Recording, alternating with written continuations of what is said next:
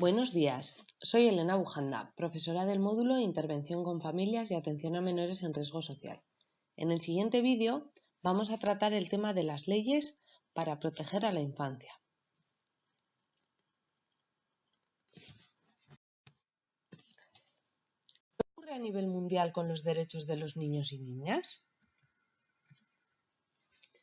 El primer paso formal hacia el reconocimiento de los derechos de los niños y niñas se dio en 1923, cuando se tiene la primera idea de formular una declaración de los derechos del niño.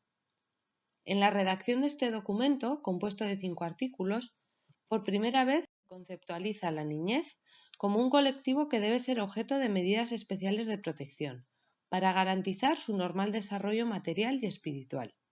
Esta declaración pasó a ser reconocida como la Declaración de Ginebra, que se firmó en septiembre de 1924. Hay que tener en cuenta que la Declaración de Ginebra se contextualiza en el clima de sensibilización por los derechos humanos que generó la experiencia de la Primera Guerra Mundial y, de manera especial, por la preocupación que suscitó la situación de los niños y niñas huérfanos a raíz del conflicto.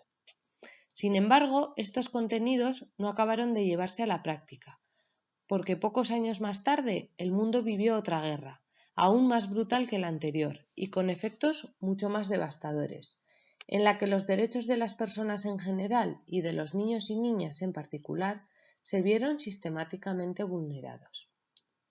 Hay que decir que en la Declaración de Ginebra los Estados firmantes no estaban obligados a respetar sus principios.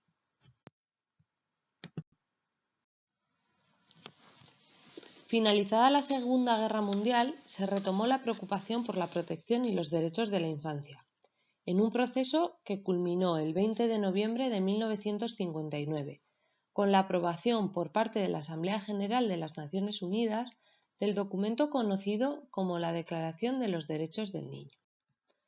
Este documento consta de un preámbulo y 10 artículos. En el preámbulo se pone de manifiesto la exigencia que tiene la sociedad de proporcionar protección a los pequeños y dotarlos de derechos, e insta a los gobiernos nacionales para que se reconozcan esos derechos y los incorporen a su normativa, promulgando medidas legislativas. Consta de 10 artículos. Es importante tener en cuenta que la declaración es un documento que detalla una serie de derechos, pero que no implica ningún compromiso por parte de los Estados firmantes. Es decir, no están obligados a respetar sus principios. Así, tanto la Declaración de Ginebra como la Declaración de los Derechos del Niño no fueron de obligado cumplimiento por los Estados que los firmaron.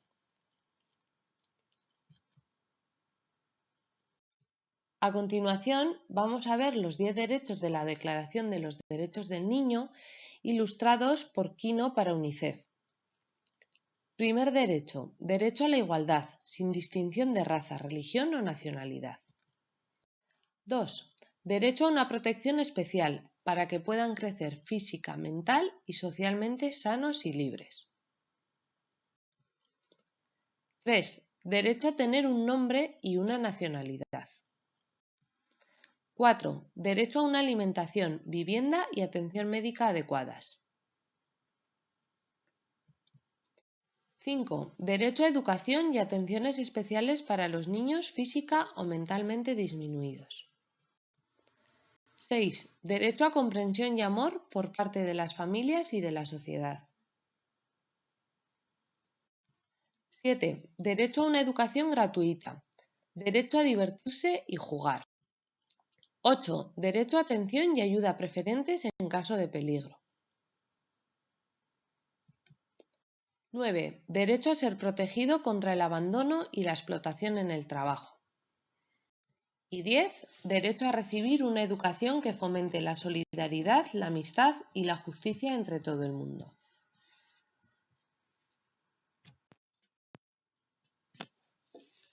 En pocos años se vio que los 10 artículos de la Declaración eran insuficientes para garantizar la protección y el desarrollo integral de los menores. Y lo más importante, la Declaración, al no ser de obligado cumplimiento por los Estados firmantes, quedaba en una simple proclamación de intenciones, sin ninguna fuerza legal. Por ello, tras 10 años de negociaciones, se aprobó por unanimidad en la Asamblea General de las Naciones Unidas el 20 de noviembre de 1989 la Convención de los Derechos del Niño, que es de obligado cumplimiento. Fue firmado por 20 países, entre ellos España, y actualmente ha sido ratificada por todos excepto dos, Somalia y Estados Unidos. La Convención de los Derechos del Niño conserva los principios de la Declaración de 1959 e introduce muchos aspectos no tratados anteriormente. En su totalidad, se compone de 54 artículos que señalan derechos civiles, políticos, económicos, sociales y culturales. La Convención supone la culminación de todo el proceso iniciado en las décadas anteriores, ya que en ella, por primera vez, los niños y niñas de todo el mundo son considerados no solo objeto de protección especial por parte de los adultos y del Estado, sino también sujetos de derechos civiles y políticos, que los equiparan a la condición de ciudadanos al otorgarles, por ejemplo, la libertad de expresión o de participación.